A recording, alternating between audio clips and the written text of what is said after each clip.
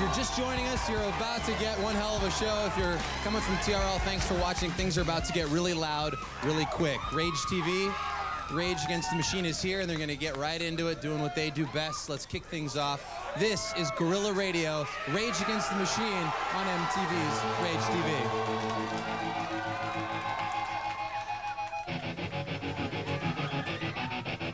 Check 1 2 1 2.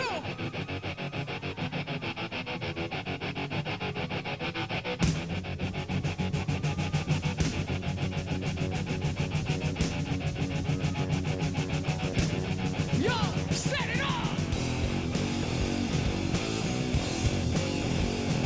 Yo, go, go, go, go, go, go, go. Yo, check out the militant poetry, yo. Swing this on, go round. In the wind in the sound of fuck round. No shut up, you're looking for shit. 90 shots at the world around. And the whole world like a basket. On truth about inside of me in the shadow pound. Monopolize the camera's eyes on Jack's eyes. Was it you? As you go on tour for the world to the world around. It's a spectacle. Monopolize the whole arena. Shut your eyes. The beast of God. The bullet to bars who stuck the back. And set the 40 range. Apple ball, the son of a truck lord. None of the above. The goal. Lights out. Guerrilla Radio. Turn it. Lights out. Guerrilla Radio. Lights out. Guerrilla Radio. Lights out. Guerrilla Radio. Contact the hijack the frequency. Rocking the beltway, move on DC. Way past the days of common MC. Sound off. We are won't be free. Who got it? Check the federal file. All you pandemics know the trial was foul. Only a pig trying to silence my style off a roll out the clock. My radio dial. Lights out. Guerrilla Radio. Lights out. Guerrilla Radio. Lights out. Guerrilla Radio. Lights out. Guerrilla Radio.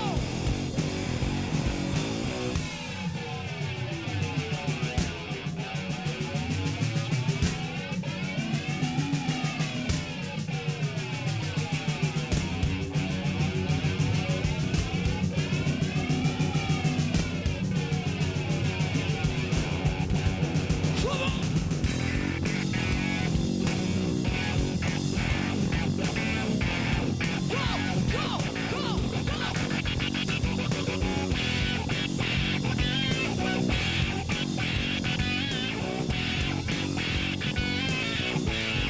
Go, go, go, go. Start somewhere. It had to start sometime. What better place than here? What better time than now? Ah, ah, can't stop us now. Ah, ah, can't stop us now. Ah, ah, can't stop us now. Ah, ah, can't stop us now. Ah, ah, can't stop us now. Ah, ah, can't stop us now.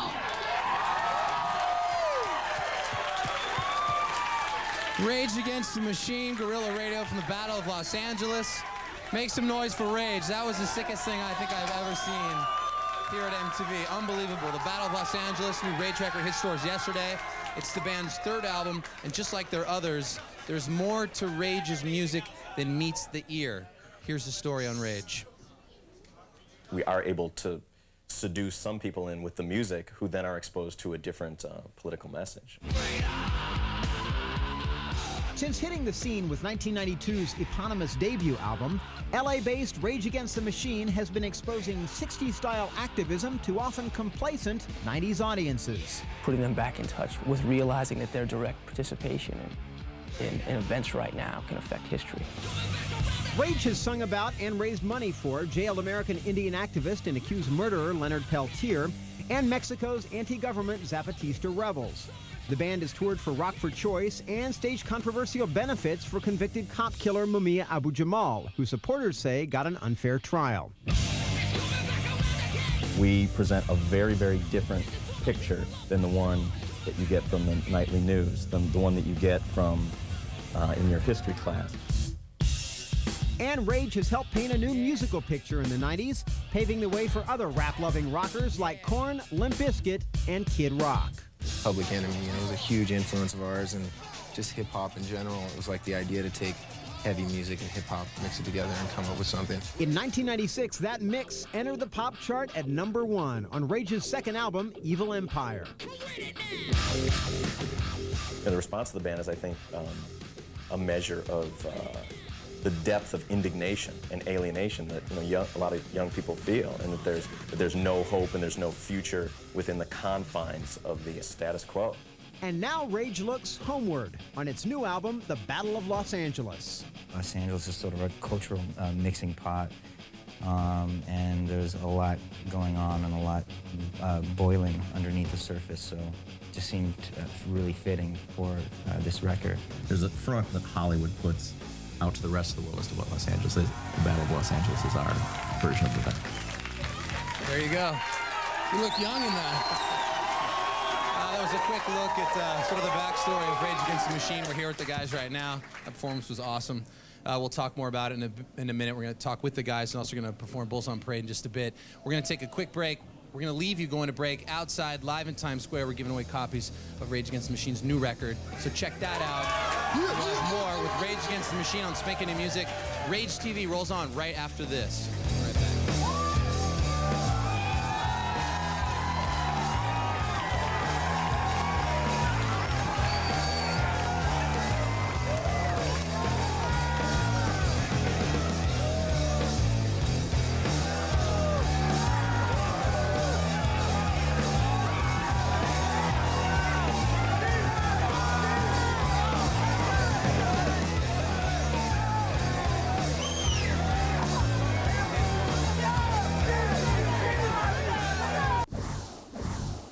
Some spankings. 3 of MTV Spanking New Music. The Jumbotron is on moments ago. Thousands of people walking down Times Square were treated to a Rage Against the Machine performance of Guerrilla Radio, their first single off the new album, The Battle of Los Angeles. Welcome back. We are live at MTV. I'm Carson. I'm hanging out with guitarist Tom Morello, drummer Brad Wilk, and bassist Tim K. Zach's hanging out with John Norris in the other studio. We're going to check in with him in a minute. But more recently, you guys have been a very busy band. Woodstock, did the show in D.C. recently. You're at Letterman yesterday. You're here today. Why don't you tell us, Tim, a little bit about the fans' reaction to the new material?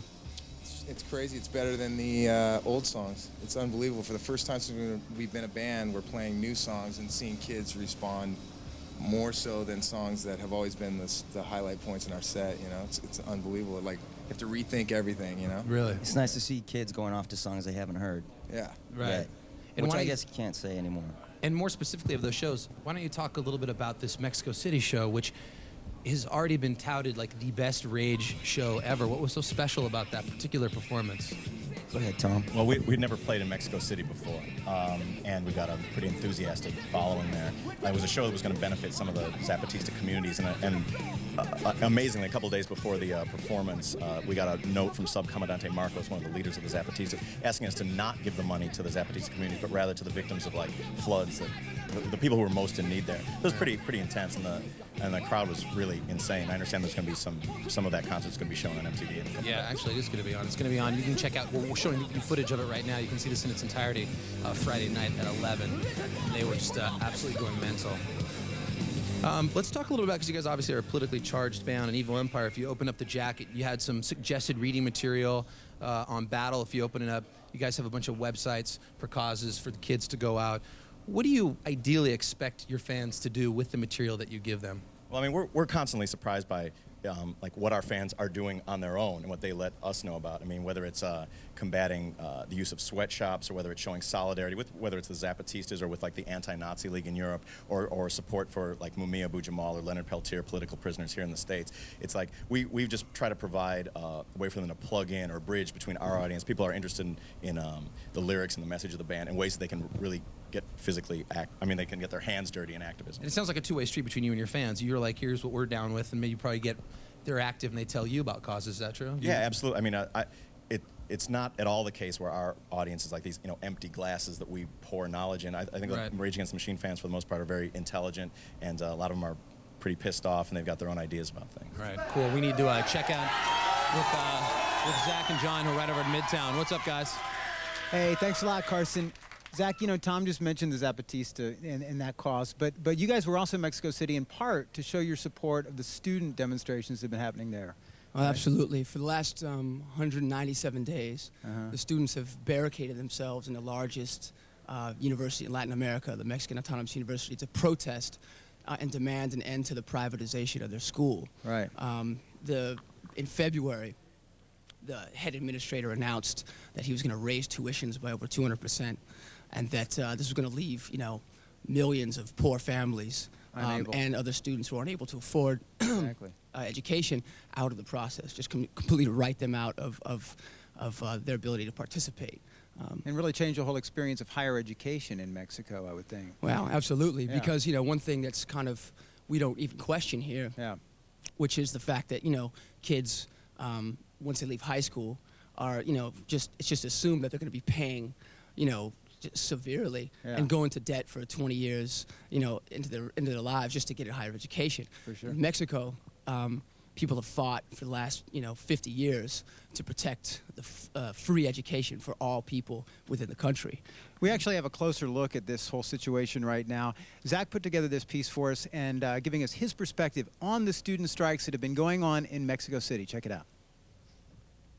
Beginning on February 11th, the ruling party, along with the head administrator of Mexico's largest public university, announced a massive increase of tuition, and with it, threatened to destroy the long-standing right for free public education.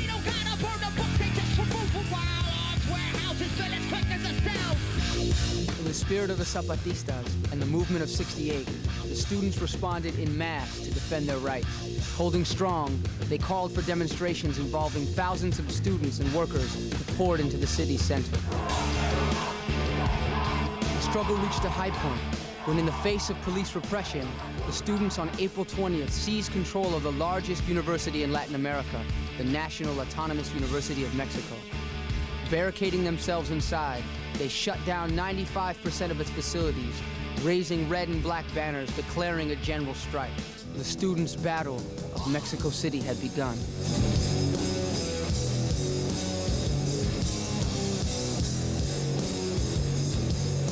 It has been 197 days of dialogue, resistance, and sacrifice. The students' outcry for free education for all is not to simply secure these rights for themselves, but to remind us that the power of knowledge cannot be bought or sold. Power of knowledge being bought or sold. You can find out more about the student strikes as well as a number of causes you guys are involved in by checking out the CD booklet. All kinds of web addresses in there. Be sure to check that out. Thanks a lot, man. No problem, John. Good Take luck. care of yourself. Awesome album. Thank you, sir. Awesome. Thank you. Back to you, Carson. All right, right on. Thanks a lot, guys. I think everybody in here is ready for another Rage performance. We're going to take a quick break. We're going to blow the roof off our studio with a live performance of Bulls on Parade when we get back with our special guest, Rage Against the Machine on Rage TV. Spanking new music rolls on right after this.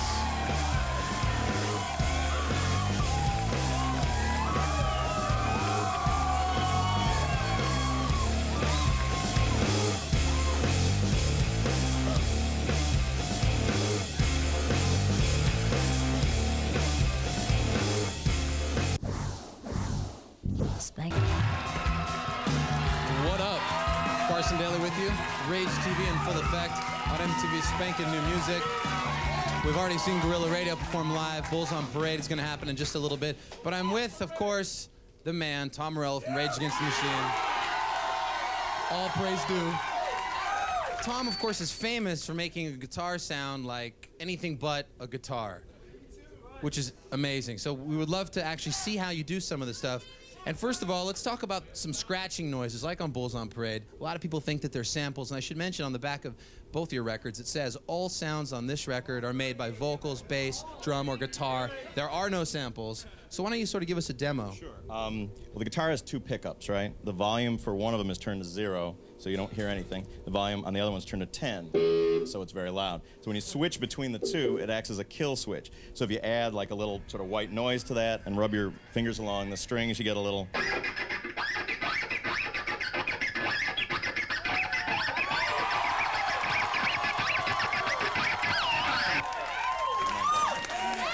It's a guitar. That sounds very like DJ influenced. Obviously, you weren't just influenced by guitarists, but DJs?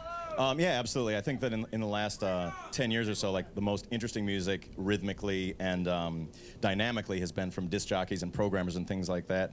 And so trying to emulate those sounds and textures on the guitar is much more interesting to me than just sort of playing, you know, 2-hand tapping guitar solos, which I loved in the 80s. That's innovation for you. Recently, in both Entertainment Weekly and like Rolling Stone, they wrote a review about Guerrilla Radio in particular, saying that they thought there was a harmonica actually in the song. It wasn't. It was you playing. You want to give us a demo of what you were doing on that? Yeah, it's basically the same with the toggle switch here, and it goes a little something like this. Just...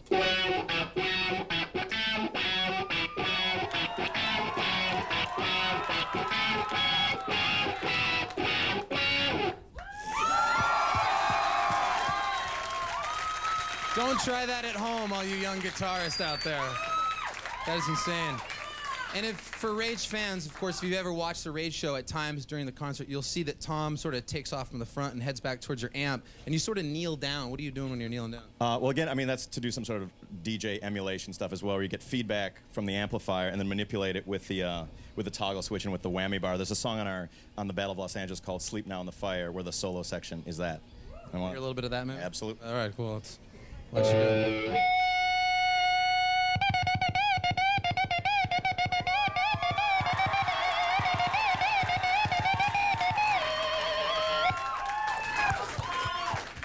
Nice work, Tom. Thank you very much. We need to go outside. He's a genius. That's the perfect word right there. John Norris is out in the street with some Rage fans. John? Yes, I am, Carson. The amazing Tom Morello. No one like him. And as these guys are well aware, you guys have heard the Battle of Los Angeles. What do you think? It's crazy. It's funkiest when they got real powerful. The songs are great. Calm like a bomb. Voice for the voiceless. Got a favorite track, man? Voice of the Voiceless about Mumia Abu-Jamal is my favorite song. All right, lots of tracks to check out on the Battle of Los Angeles. Right now, the band is ready to do it live one more time. We're going to tune in to 88.1 on our radios out here. We got it on the Jumbotron as well. Carson, you guys ready up there? All righty. I believe everybody is ready. The guys are just getting the final moments up here. Please welcome on Rage TV one more time. Here's Bulls on Parade from Rage Against the Machine.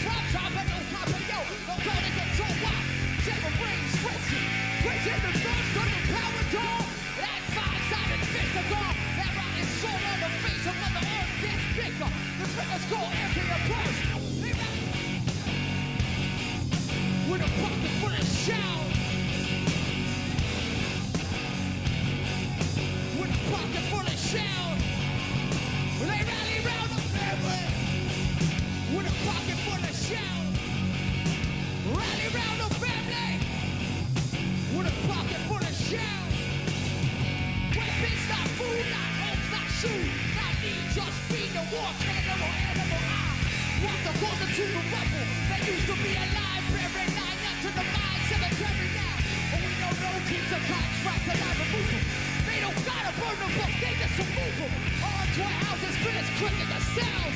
Rally round the family, pocket full of shit. Pocket full of shit. When they rally round. When they rally round the family. With pocket full of shit. When they rally round the family. With a pocket full of shit.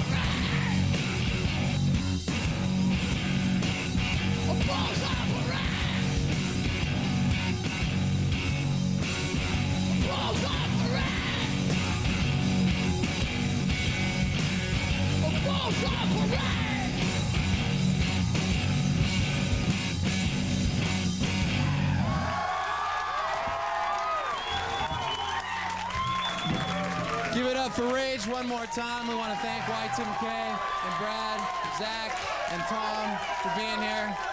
That was amazing. Thank you guys. The Battle of Los Angeles is in stores now. Be sure and pick it up. Thanks for watching Rage TV. We'll see you at 5 o'clock tomorrow for Dre TV. And once again, thank you to Rage Against the Machine. Have a great one. Thank you, Tom.